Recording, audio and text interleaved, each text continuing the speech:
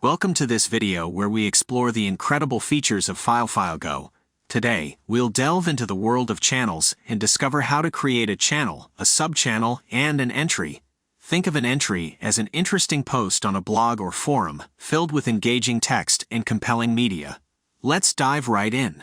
To begin, navigate to the Channels section and locate the New Channel button. Click on it to proceed. Enter the desired name for your channel, provide a brief description, and then click on Create Channel to finalize the process.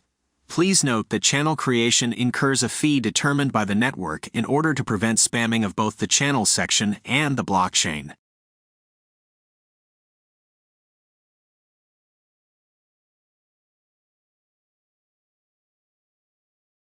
To create a subchannel, click on the channel you created, find the New button and choose Subchannel.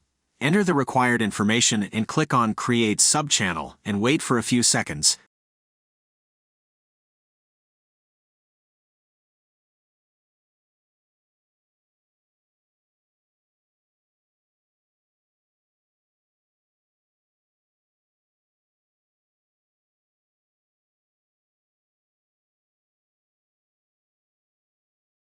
You can also create entries by clicking the Entry button.